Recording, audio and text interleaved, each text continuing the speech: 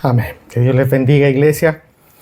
Saludo también a todos los que nos han saludado, veo algunas caras también nuevas, a alguien que quizá no está visitando por primera vez, también les saludamos, a ver si esperamos al final de la reunión les podamos conocer un poquito más, conocer sus nombres también y también bendecirles. ¿Cómo han estado, iglesia? ¿Cómo se sienten hoy? ¿Bien? ¿Animados? Yo me siento animado. ¿Saben qué?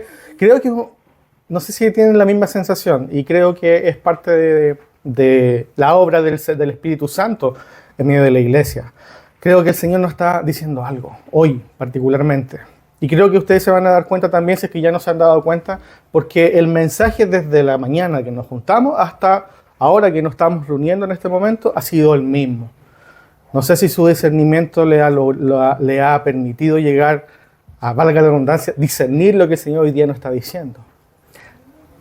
Confesados, arrepentidos, ¿o no? Desde la mañana, nuestro hermano John, confesarse. El mensaje de reflexión fue, confiésate. Delante del Señor, preséntate confesado delante del Señor porque en Él hay arrepentimiento. Nuestro hermano, ¿qué nos estaba diciendo Alexander recién? Confiésate, arrepiéntete. Y en el Señor tenemos gran refugio, en el Señor tenemos perdón. Y hoy día, el mensaje que hoy día traigo, coincidentemente, es exactamente el mismo. Confesar nuestro pecado y arrepentirnos. Y antes de eso quiero invitarte a que cierres tus ojos, inclines tu rostro, vamos a encomendarnos al Señor. Oh bendito Dios y Padre Celestial, te pedimos, Padre, y en este momento, Señor, como lo has venido haciendo desde que nos hemos reunido en esta mañana, continúa, Señor, obrando y hablando a nuestras vidas, Padre. Nos encomendamos, Señor, delante de ti para abrir tu palabra, para compartir de tu palabra, Señor, porque sabemos de que tú eres la fuente de la sabiduría, de que en ti, Señor, tenemos bendición, de que en tu palabra y en tu dulce voz, Padre, nosotros tenemos refugio, tenemos consuelo, tenemos perdón y tenemos el ánimo, Padre, que muchas veces también nos está faltando. Te pedimos, Espíritu Santo, que en esta mañana, Padre, tú nos bendigas, Señor, nos des el honor bendito de ser bendecidos con tu palabra. Oh Espíritu Santo, te rogamos, toma lugar en este espacio, toma lugar en tu iglesia, toma el lugar, Señor, que tú tienes en esta iglesia. Entrónate, Señor, en medio nuestro. Oh, te pedimos esto en tu nombre, Jesús. Amén. Amén. Que gloria sea al Padre. Amén. Vamos a darle un aplauso a nuestro Señor, a bendecirte. Anímate, iglesia. El Señor es contigo. Anímate. Creo que, insisto, como les decía, creo que el Señor nos está tratando de decir algo. Así que concéntrate en el Señor, concéntrate en su palabra, concéntrate en el mensaje, evita cualquier distracción. Somos en esta época, somos muy propensos a distraernos con muchas cosas. Basta que vuele una mosca, yo soy de esos, que vuele una mosca y se distrae. Así que hoy día, obviamente, nos vamos a concentrar en este momento en el Señor. Debemos siempre estar apercibidos de su obra. Debemos de siempre estar apercibidos de su palabra. Conocer de qué manera el Señor está obrando en medio nuestro. Amén. Como les decía desde el inicio, creo que el Señor nos está diciendo algo. Y es que debemos de confesar nuestro pecado. Así que hoy día mi mensaje es ese. Dejemos de excusarnos en el pecado y confesémonos delante del Señor. ¿Delante de quién? Del abogado que el Señor nos ha provisto, su Espíritu Santo. Creo que no hay momento en la historia de la iglesia en la que nosotros los creyentes, hablo de la iglesia universal, no nos hayamos sentido tentados o lo hayamos hecho incluso de excusar nuestros pecados. De ponerle una excusa, decir, mira, lo he hecho pero por tal razón. De ahí nacen las mentiritas blancas, de ahí nacen las pequeñas cositas que ahí uno hace que tendemos un poco a excusarlas por el contexto, ¿verdad? Que de repente el contexto como que no pareciera que nos da la libertad para cometer ciertos pecados. Y lo peor de todo, y lo más peligroso a mi juicio, es que esto incluso lo hacemos delante del Señor. Delante de su presencia, lo hacemos incluso en los momentos que nosotros confesamos nuestros pecados, de alguna manera también tendemos o nos sentimos nos sentimos propensos a excusarnos delante del Señor, apartarnos de la vida de la cual Dios nos ha estado llamando. Nos sentimos tentados muchas veces a eso. Y hoy día quiero traer un ejemplo de esta peligrosa acción que nosotros hacemos como hombres, que nosotros incluso hacemos como cristianos. Este ejemplo está en la primera carta del apóstol Juan. Así que quiero invitarte, lo vamos a proyectar, no sé si alcanzamos a tenerlo, pero también quiero invitarte a que abras tu Biblia y puedas leer conmigo. Vamos a leer la primera epístola de Juan en el capítulo 1. El apóstol Juan, antes de leer, nos habla sobre cómo vivir en una época donde, cómo vivir en esta época donde había una gran confusión de Dios. Él le escribe a la iglesia que estaba en Asia, no se sabe perfectamente, o sea, precisamente a una iglesia en particular. No es como Pablo que le hablaba a los Efesios, que le hablaba a los Corintios, que le hablaba a los que estaban en Gálatas, sino que esta epístola de Juan está escrita a una iglesia o a los hermanos que estaban en Asia Menor. El apóstol nos habla de cómo vivir en esta época, como en ese momento, donde había una gran confusión del carácter de Dios. Había una confusión del significado de lo que significaba andar en la luz y lo que Cristo hizo en favor de la humanidad. Por eso, Juan le escribió a esta iglesia, a esta audiencia, si lo podríamos decir, que estaba perpleja ante la amenaza de los falsos maestros, que incluso habían salido de medio de ellos. Estas epístolas son súper ricas de leer. Ustedes los invito, como siempre, los animo a que puedan, después de esto, escudriñar. La primera epístola es cortita, tiene 5 capítulos, si no me equivoco. Ustedes la pueden escudriñar y conocer, y van a ver la manera en que el apóstol Juan aborda este tema. Como les decía, le estaba hablando a aquellos que estaban perplejos, que estaban siendo sometidos ante estos falsos maestros que salían dentro de ellos. Estos falsos maestros, hombres sin santidad, carentes de doctrina, tenían una mala doctrina aquellos hombres, y con lo que yo encuentro demasiado peligroso, que es que eran demasiado pretenciosos. Creían tener un conocimiento más profundo de Dios, del cual solamente ellos tenían acceso. Y eso, mis hermanos, es súper peligroso. Red flag, como dicen los niños. Como dicen los jóvenes por ahí. Una alerta. Si tú quieres conocer a un falso maestro, fíjate en esto. Por lo general son personas que se levantan como teniendo una nueva palabra, una nueva unción o un nuevo conocimiento al cual solamente ellos son capaces de acceder, y por lo mismo, o con lo cual tratan de manipular y mantener el poder, ciertas cosas. Pero no es el mensaje de hoy día que traigo, solamente vengo a darte esta advertencia para cual hoy día podamos tener. Pero toda la carta, toda esta primera epístola de Juan nos deja ver que estos falsos maestros decían incluso que ya no tenían pecado.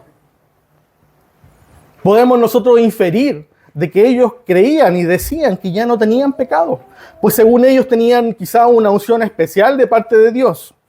De esta forma, ellos buscaban excusar la vida que ellos estaban teniendo bajo las tinieblas.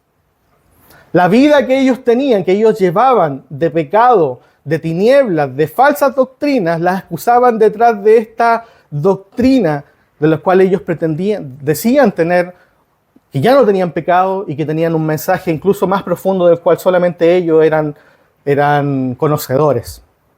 Por eso Juan escribe en lo siguiente lo que nosotros hablamos de lo que significa caminar en luz. Así que vamos a leer ahora desde el versículo 8 hasta el 10. Y dice así: si decimos que no tenemos pecado, nos engañamos a nosotros mismos, dice Juan. Y la verdad no está en nosotros. Y el 9, como lo leíamos en la mañana, como lo hemos estado leyendo en este día domingo, dice: si confesamos nuestros pecados, Él es fiel y justo para perdonar nuestros pecados y limpiarnos de toda maldad. Si decimos que no hemos pecado, le hacemos a Él mentiroso y su palabra no está en nosotros. La iglesia en nuestros días no puede permitirse olvidar las lecciones urgentes de este pasaje de iglesia. No podemos darnos el lujo de olvidar este mensaje. No podemos darnos el lujo de levantarnos por la mañana y decir somos iglesia sin conocer esto. Sabiendo que el Señor es fiel y justo. Pero, viendo el mensaje, el versículo 8 y viendo el versículo 10. Tendemos mucho a hilar el versículo 9. Porque claro, es el que nos conviene, el que para nosotros trae bendición. Pero si no lo vemos a la luz del 8 y a la luz del 10, este mensaje queda fuera de contexto. Este pasaje queda fuera de contexto. Insisto, no nos podemos dar el lujo de olvidar estas lecciones de este mensaje, de este pasaje y los versículos que siguen también para nosotros. Iglesia, no debemos de excusar nuestro pecado. No debemos de plantear excusas delante del Señor. Por eso Juan está enfatizando que alguien que no admite su pecado no tiene la verdad en él. Miren lo que digo. Alguien que no admite su pecado, que dice en mí no hay pecado, en él no está la verdad. No está caminando en la luz y no está experimentando el perdón de Dios, lo cual es demasiado peligroso. Por lo mismo, no sé si se alcanzan a percibir el peligro de vivir excusando nuestros pecados. De ponerle excusa, de decir, mira, el contexto me da cierta libertad de hacerlo. Los creyentes a menudo solemos caer en esta trampa, en especial cuando nos excusamos en ella a lo largo de los años. Los que llevamos años en el Evangelio tendemos mucho a caer en esta trampa de excusar nuestra vida pecaminosa por los años que yo he vivido. Inclusive, no en esta iglesia, pero yo he sido testigo, incluso como algunos hermanos comparten los chismes, como peticiones de oración. Por ejemplo, hermano, te voy a contar esto. Pasa esto con tal hermano, pero te lo voy a contar para que esté orando por eso. Yo he sido testigo de eso. Gracias al Señor no lo he visto acá. Yo no lo he visto acá. Pero sí he sido testigo de eso. Compartir chismes con esta excusa como peticiones de oración. Incluso a la falta de amor, cuando hablamos la verdad de quienes piensan distinto a nosotros, quizás lo llamamos contender por la fe. Lo he escuchado mucho eso. El contender por la fe. Parece muy evangélico, muy cristiano el mensaje, ¿verdad? Pero en realidad lo que estamos haciendo es contender con falta de amor. Quizás también cuando dejamos de cuidar las cosas con las cuales estamos llenando nuestra mente, también decimos, cuando le decimos a alguien, por ejemplo, que cuida tu corazón, cuida lo que ves, cuida lo que escuchas, cuida lo que están diciendo, y quizás recibimos de vuelta un, hermano, no seas legalista. Hermano, estoy bajo la gracia. ¿Se dan cuenta que en muchas formas en nuestro lenguaje actual nosotros excusamos nuestras acciones y las ponemos en contexto, como si el contexto nos diera la libertad para pecar? Y Juan nos confronta a este punto. Juan nos está confrontando en este momento, de decir, no excuses, no digas que no tienes pecado. Porque lo peor de esto es que si digo no tengo pecado, le estoy haciendo mentiroso al Señor y la verdad no está en mí. Nos deja ver, Juan, que no podemos recibir el perdón de Dios si primero no confesamos nuestro pecado. Y en esto nosotros somos llamados a ser específicos, a ser fríos, si lo podemos decir de una forma, a ser directos sobre nuestros pecados para arrepentirnos y poder caminar en la luz. Por eso Juan dice, si decimos que no tenemos pecado, y lo dice en singular, está hablando, refiriéndose a nuestra condición de pecado, nosotros nos engañamos a nosotros mismos, y la verdad, dice Juan, no está en nosotros. Después continúa diciendo, si nosotros confesamos nuestros pecados, ahora lo habla en plural, hablando sobre el plural de nuestros pecados, de nuestras acciones. Todos los días, mis hermanos, nosotros debemos de abandonar las excusas para el pecado, porque la verdad es que pecamos todos los días y nosotros necesitamos de perdón todos los días. El Señor, y en esto no es necesario no espero que te confundas, porque ciertamente el Señor ha muerto por nuestros pecados, los cargó en la cruz una vez y para siempre, pero nuestra acción diaria también es pecaminosa y por lo mismo también nosotros debemos de, en nuestro proceso, en nuestro caminar de santidad, confesar los pecados que hemos llevado, sabiendo que el Señor ha muerto por ellos, los ha olvidado, como dice su palabra, los ha echado al fondo del mar y no los recuerda. Pero eso no quita que nosotros debemos de limpiar nuestra vida y debemos de andar en caminos de santidad. Debemos de confesarlos en plural. Confesar nuestra multitud de pecados. Y Juan no quiere que nosotros pensemos en el pecado de una manera abstracta, de una manera ambigua, de una manera que pueda depender del contexto. Él es claro y directo y quiere que nosotros también lo seamos ante Dios. Quiere que también lo seamos ante Dios.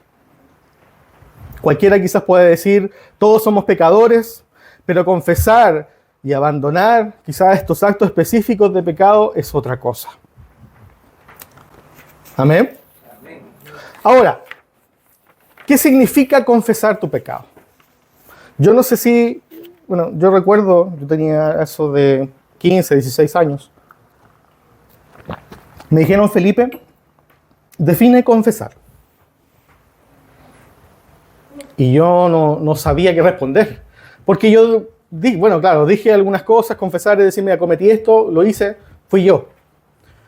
Pero me dijeron después, ¿por qué es necesario confesarte delante del Señor? Y eso yo no lo supe responder.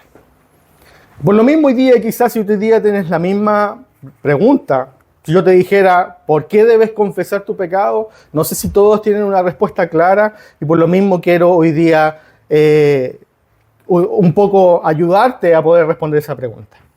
La palabra confesar significa literalmente decir lo mismo. Así significa, eso es lo que significa, decir lo mismo.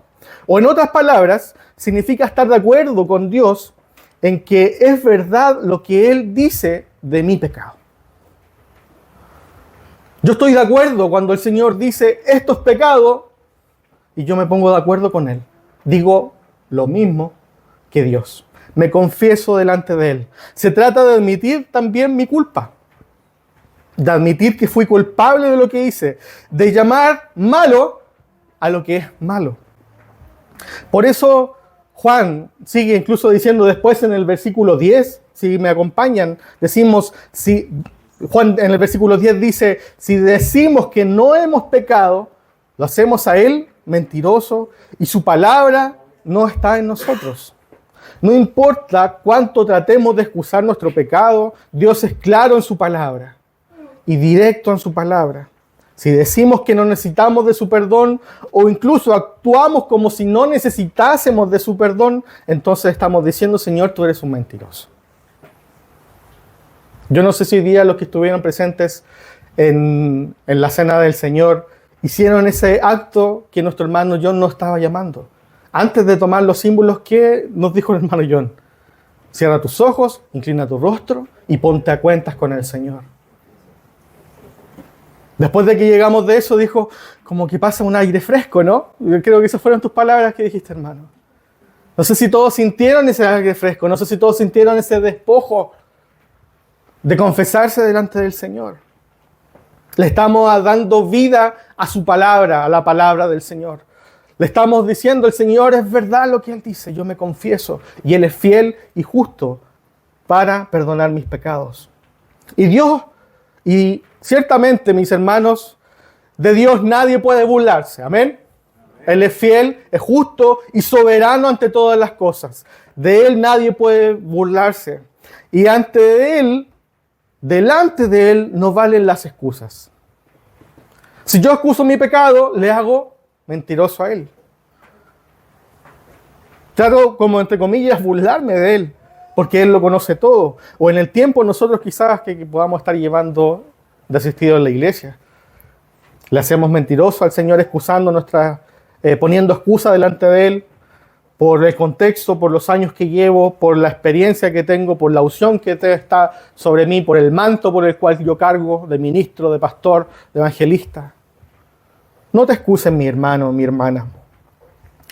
Para los que tenemos mucho tiempo siendo cristianos, esta es una tentación seria, como decía hace un rato. Es un peligro latente del cual nosotros debemos sortear. Porque de alguna forma nosotros creemos que estamos mejor con Dios que alguien que quizás está recién comenzando en la fe. Pero la verdad es que todavía nosotros somos pecadores y dependemos del amor y por sobre todo dependemos del perdón de Dios.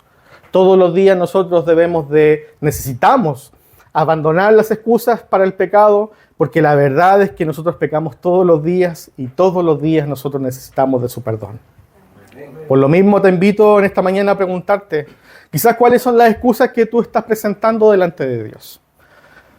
No sé si hoy día, cuando hiciste este ejercicio que nos hacía el hermano John, pusiste excusas al hacerlo. No sé si te molestó, no sé si te incomodó el hacerlo.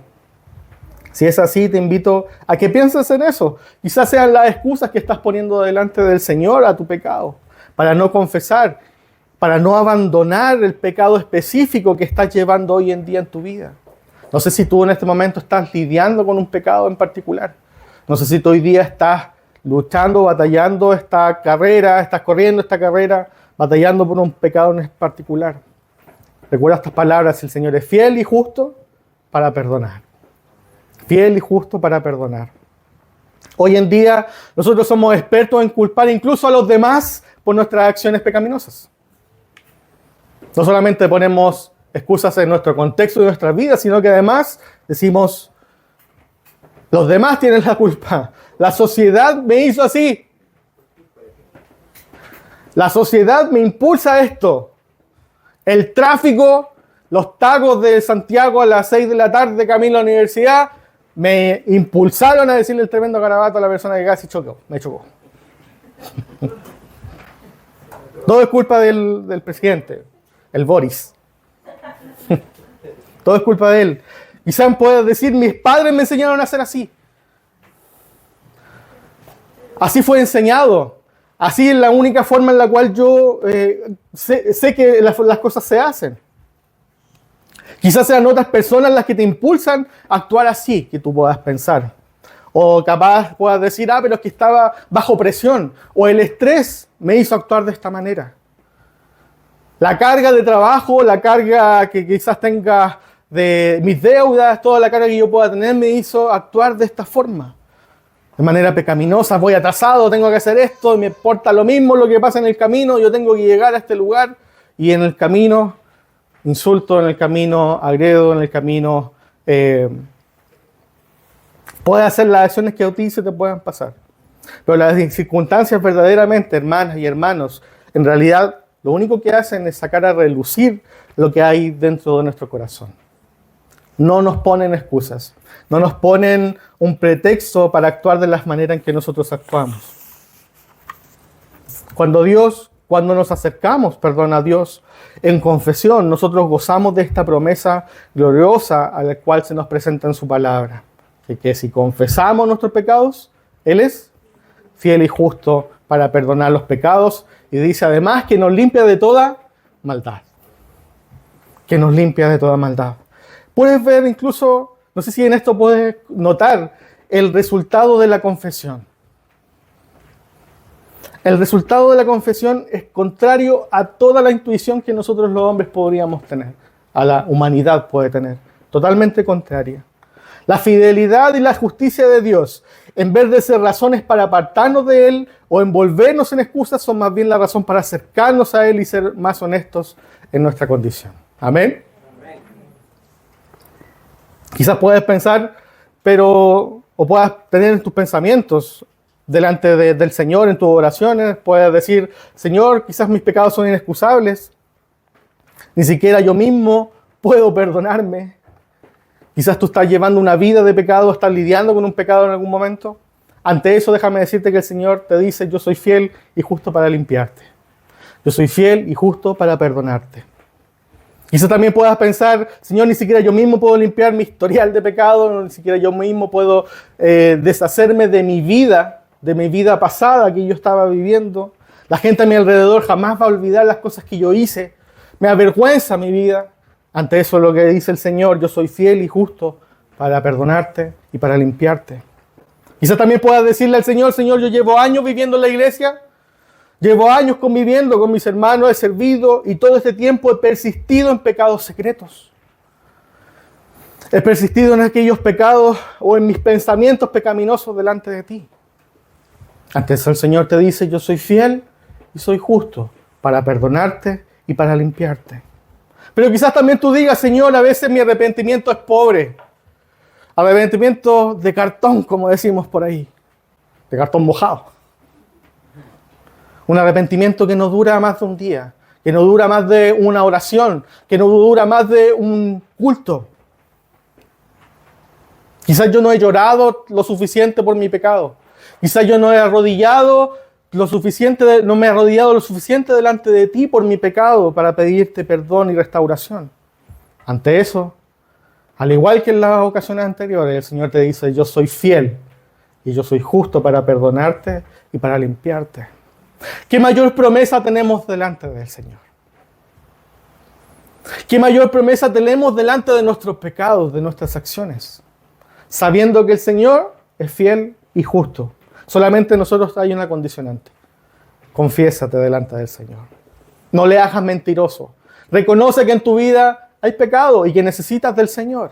Y tiene ante ese reconocimiento y esa confesión la promesa sellada por la sangre del Señor que te dice, yo soy fiel y soy justo para limpiarte y perdonarte. Amén. Amén. Ahora no sientas el peso del pecado, sino que ahora siente el peso de esta promesa del Señor. Fiel y justo para perdonarte. En otras palabras, si Dios no te perdona y limpia, cuando vives confesando tus pecados, Él sería injusto y sería infiel. Y le haríamos mentiroso, como dice su palabra. Una de las cosas más trágicas de la iglesia en nuestros días es que hemos perdido de vista el impacto y lo polémico incluso del Evangelio. El Evangelio impacta, el Evangelio es polémico. A la sociedad de hoy día el Evangelio es polémico. Decir hoy día lo que es pecado es polémico. Significa que muchas de las palabras que yo pueda decir voy a recibir de vuelta 20 palabras de vuelta que van a polemizar contra las verdades del Evangelio. Le hemos perdido, como dijo, hemos perdido de vista el impacto y la polémica del Evangelio. En cierta forma nos hemos acostumbrado al Evangelio. Nos hemos acostumbrado a que el Evangelio se da entre nuestras esferas simplemente, en las iglesias. Pero el Evangelio no es para las iglesias, bueno, sí. Pero el Evangelio es para los que lo necesitan, es para los que necesitan del arrepentimiento, los que necesitan de escuchar de la palabra del Señor. Iglesia, piensa esto. Dios promete salvación. Dios le promete la salvación a toda clase de pecadores que se arrepienten de sus pecados y creen en Jesús. Con lo polémico que eso puede hacer. Dios le promete. Ahora la pregunta es, ¿cómo puede ser esto posible? ¿Cómo puede ser que el Señor le esté prometiendo a todos, incluso a los que yo creo que no merecen del pecado? Creo que cuando estábamos haciendo las reuniones con los hermanos que fueron bautizados, de ahí nacieron unas conversaciones súper interesantes, les debo decir. Y abordábamos este tema. ¿Cómo es que sea esto posible? ¿Cómo Dios puede perdonarnos sin dejar de ser justo a la vez? ¿Cómo es posible que haya personas que cometieron acciones aberrantes que a nosotros, para nuestros parámetros de justicia, no merecen ser justificados, no merecen ser perdonados? ¿Cómo es posible? Pero déjame, hermana, decirte que de esto se trata el Evangelio del Señor. Que sin nosotros merecernos, el Señor nos perdona. Que sin nosotros merecer merecer la salvación, nosotros fuimos salvados. De eso se trata el Evangelio, de eso se trata la gracia del Señor, de eso se trata la Biblia de principio a fin. De eso se trata la obra de Cristo en quien nosotros confiamos. ¿Amén? Amén. Nosotros debemos de confiar en Cristo. Debemos de confiar en nuestro abogado. Es gracias a Cristo que nosotros podemos ahora caminar en la luz y ser limpiados de nuestros pecados. Un versículo antes, el versículo 7 de la primera epístola de Juan, dice así: si andamos en la luz, como Él está en la luz, tenemos comunión los unos con los otros. Y termina diciendo, y la sangre de Jesús, su Hijo, nos limpia de todo pecado. Juan, perdón.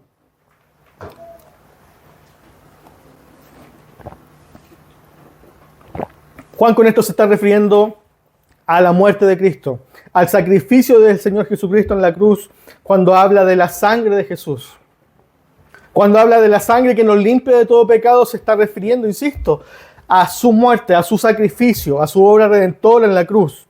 Cuando nos dice que esta acción nos limpia, que este sacrificio nos limpia, se refiere a que ella lo que hace, este sacrificio lo que hizo fue remover delante de Dios la mancha de nuestro pecado que rompía, que impedía nuestra comunión con el Dios Padre. Ahora nosotros podemos incluso presentarnos limpios, presentarnos perdonados y gozar de comunión con Dios. Esa es la gran acción redentora, la gran consecuencia, el gran beneficio en favor de nosotros, producto del sacrificio de nuestro Señor Jesucristo. La gracia de Dios nos limpia. No sé si lo pueden ver, no sé cuántos puedan decirle amén a eso. Que la gracia del Señor nos limpia, su acción, su sacrificio nos limpió de todo pecado. No fueron nuestras propias obras las que nos limpiaron del pecado, sino que fue la acción de Dios en la cruz. Tampoco fueron nuestras ceremonias, tampoco son nuestros cultos, tampoco son nuestras reuniones, reuniones de estudio, nuestras reuniones de Santa Cena las que nos limpian. No es nuestra reputación, no son nuestros esfuerzos, no son nuestras excusas ante Dios y ante los demás. No son los años que hemos tenido viviendo en la iglesia, no son mis años de servicio, no son los mantos que cargo como pastor, como ministro, como evangelista, como profeta. Tampoco es nuestro conocimiento en la Biblia, no son las experiencias espirituales que he tenido, ni siquiera nuestra propia fe o nuestro propio arrepentimiento, como si estas cosas por sí solas pudieran hacerme a nosotros merecedoras del perdón. Lo único que a nosotros nos hizo, entre comillas, merecedores del perdón, fue la obra, el sacrificio del Señor Jesucristo. Lo único que nos limpia es la sangre de Cristo. ¿Cuántos pueden decirle amén a eso?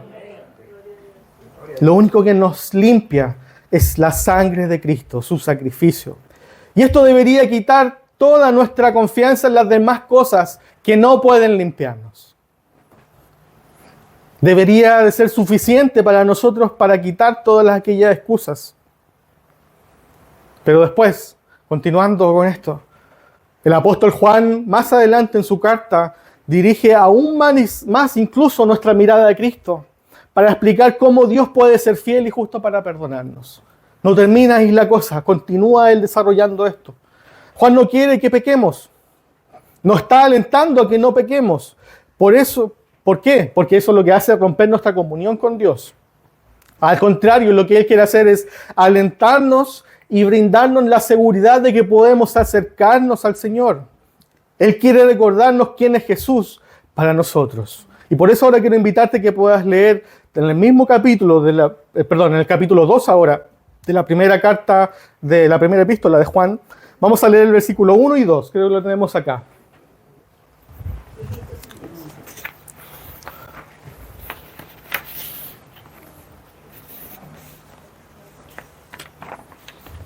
Dice así: hijitos míos, estas cosas os escribo para que no pequéis. Miren, nos está alentando, te lo escribo, te lo pongo en advertencia. ¿Para qué? Para que no pequéis. Y si alguno hubiese pecado, abogado tenemos para con el Padre, a Jesucristo, ¿el quién? El justo. Y Él es la propiciación por nuestros pecados. Y no solamente por los nuestros, sino también por los de todo el mundo. Amén. Amén al Señor. Cristo es nuestro abogado ante el Padre. Es nuestro abogado, y también la palabra nos dice que además es la propiciación por nuestros pecados, por los pecados de la Iglesia Universal. Y los del mundo entero, además diciendo, en el contexto, se refiere a la obra de Cristo. ¿Qué significa que Cristo sea entonces nuestra propiciación? Esta palabra media compleja, que no sé si todos conocemos su significado. Pero la palabra griega, traducida aquí como propiciación, lo que significa es literalmente quitar nuestra culpa delante de Dios y purificarnos. Quitar nuestra culpa y purificarnos. Pero aquí tiene un condimento. Esta palabra tiene un condimento que a la vez de quitarnos, o sea, nos quita la culpa delante de Dios, nos purifica, pero a la vez también apacigua la ira de Dios. La ira que tú y que yo merecemos por nuestra maldad, por nuestra idolatría, por nuestras propias concupiscencias, como dice su palabra, son apaciguadas. ¿Por quién? Porque Cristo fue nuestra propiciación. Mientras los dioses falsos de la antigüedad eran caprichosos, eran malvados, malcriados, si lo podíamos decir de alguna manera, ellos lo que hacían era demandar sacrificios para ser apaciguados, para ser manipulados, para ser calmada su ira. El Dios verdadero es fiel, es justo, y Él lo que hace es entregar a su propio Hijo para calmar esta ira. Lo más valioso que Él tenía, su Hijo unigénito, en el cual dice su palabra, Él tenía complacencia, en el cual Él se deleitaba, al cual Él amaba. Él lo que hace es entregarlo por amor a nosotros. Lo que hace Dios es proveer por su amor el único sacrificio por el cual nosotros ahora podemos gozar de comunión con el Dios Padre. De todo esto, insisto, se trata el Evangelio.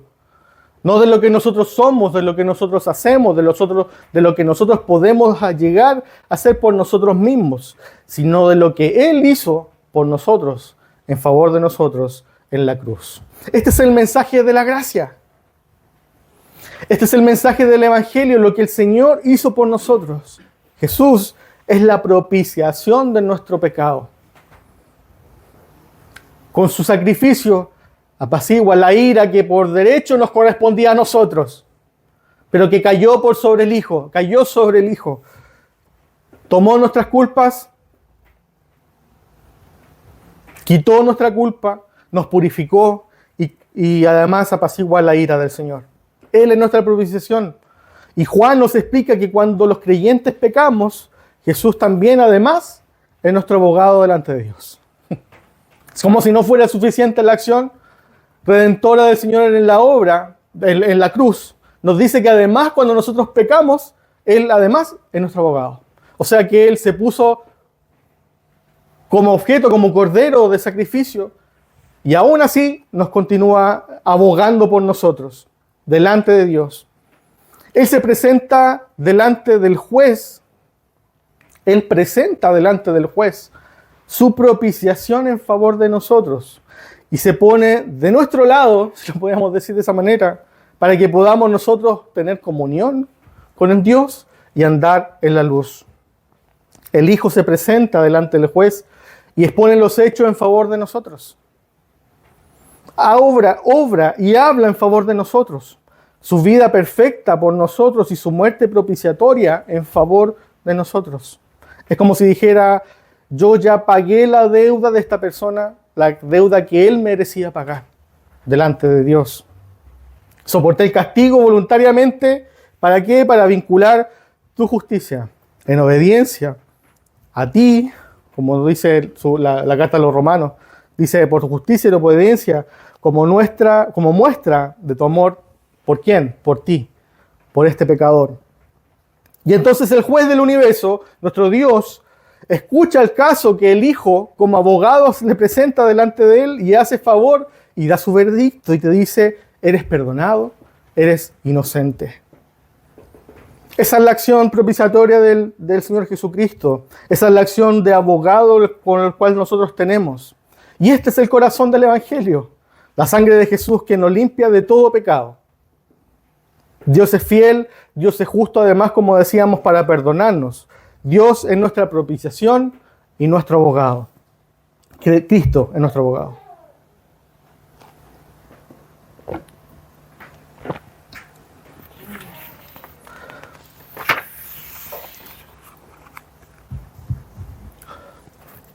Yo no soy abogado, no conozco mucho de leyes. Mi experiencia más cercana es porque, mi hermano es abogado y porque he tenido que conversar con algunos abogados por algunas causas judiciales laborales y es la única experiencia que he tenido. Pero ahora, conocer esto, ¿qué significa para mí el ser absuelto? ¿Qué significa para mí el ser declarado absuelto, el ser declarado no culpable por mis acciones? Y el ser absuelto de condenación es algo que cambia la vida de cualquier persona que antes estaba acusada de algún delito. Me imagino. Hace un par de años, yo creo que ustedes todos, algunos años atrás, todos lo vimos porque fue un caso súper mediático a nivel mundial. Un caso de un actor famoso, Johnny Depp, ¿verdad? Todos lo conocen, ¿no es cierto? Jack Sparrow, mis personajes favoritos. Un actor famoso y una actriz, no sé cómo se llama, que era su ex esposa. El caso abordaba valga la redundancia, un caso de difamación y abuso en el matrimonio entre estos dos actores muy, muy famosos. No sabemos todo lo que pasó, obviamente, solamente sabemos lo que estaba en la prensa, solamente sabemos lo que pasó, o sea, a través de los medios. Incluso nosotros no podemos, por lo mismo no podemos especular lo que pasaba en la intimidad. Pero sí, a lo que podemos ver, podemos estar seguros que hubo pecado en ambas partes. Sabemos de que en ambas partes, de alguna manera, fueron culpables en su pecado. Y no quiero poner a ninguno de los dos como ejemplos de moral, porque claramente no lo son, y tampoco quiero hacer una gran exposición sobre esto. No quiero entrar en la farándula mundial. Pero quiero tomar este ejemplo, porque al final, este actor, este hombre, cuando fue declarado inocente, dijo algunas palabras que para mi juicio son dignas de poder reflexionar, que responden un poco a la palabra, a lo que significa ser absuelto, lo que se siente al ser absuelto. Y mira lo que dice Johnny Depp cuando fue declarado inocente, y dice así: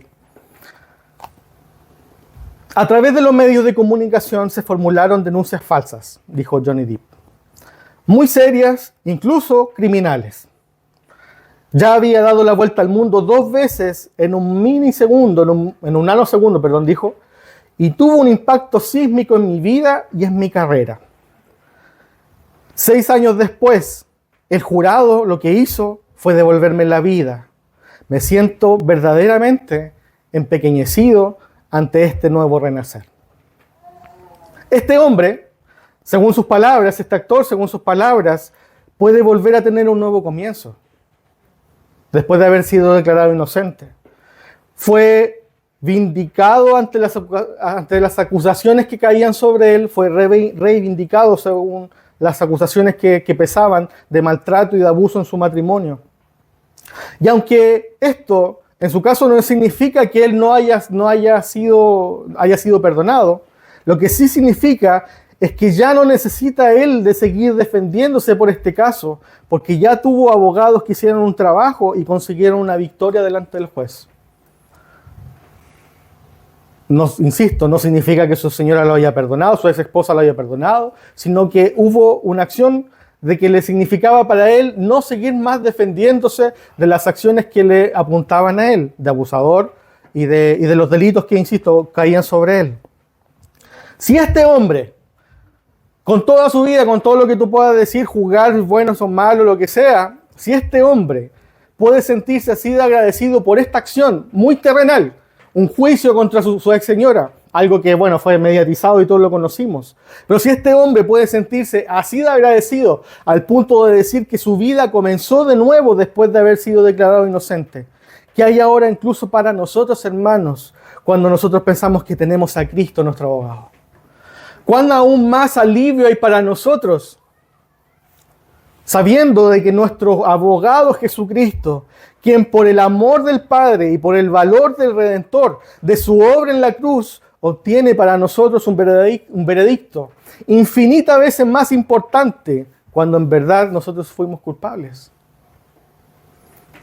¿Cuál es el veredicto? Que ahora eres hijo, ahora eres perdonado, ahora gozas de vida, ahora gozas de una vida eterna. En Jesús, mis hermanos, el juez, el jurado, no nos devuelve a nosotros la vida como lo hizo con Johnny Depp. El jurado es Dios y Él lo que hace a nosotros es darnos vida. No nos devuelve una vida, sino que nos da la vida. Y esto cambia todo en nuestras vidas, completamente en nuestras vidas. Significa que ya no tienes que envolverte con trapos de excusas delante de Dios, porque ahora puedes presentarte cubierto delante de Él por el perdón que tienes en Cristo. No tienes que excusar tu vida. Con esto también significa que ya no tienes que buscar justificarte a ti mismo cuando Dios es quien te perdona. Él es quien te perdona, Él ya te perdonó, Él ya te limpió. Mucho menos tienes que vivir poniendo excusas ante los demás, pues puedes vivir ahora con honestidad, puedes vivir ahora tu vida sin temor. Esta obra redentora también significa que ya no tienes que vivir siendo tu propio abogado y dándote explicaciones a ti mismo constantemente. Pues sabemos por su palabra que abogado tenemos, perfecto delante del tribunal más alto del universo. ¿Y eso qué nos da a nosotros? Seguridad para toda la vida. Tenemos abogado en Cristo. Significa también que ya no tenemos que minimizar tampoco nuestro pecado.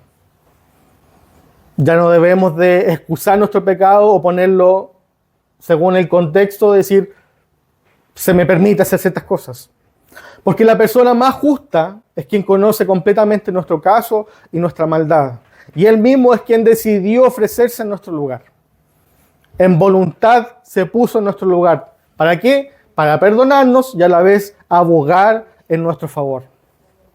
Esta misma acción también significa que ya nosotros no tenemos que pretender ser perfectos porque en Cristo nosotros somos libres para reconocer también nuestras faltas. El Señor nos dice, Él es fiel y justo para perdonarnos y para quitarnos la maldad si nosotros nos confesamos. También significa que ya no tenemos que seguir buscando llenar nuestras vidas con estas cisternas vacías, con cosas superfluas de este mundo. Porque en Cristo nosotros podemos andar en luz y tener comunión con Dios. Amén. Amén.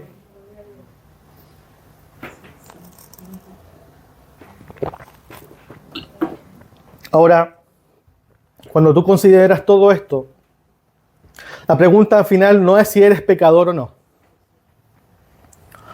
No es si eres pecador o no. No es si Cristo es poderoso para salvarte o no. No es si tus pecados son grandes o si tus pecados son pequeños. De cierta manera no existen pecados pequeños.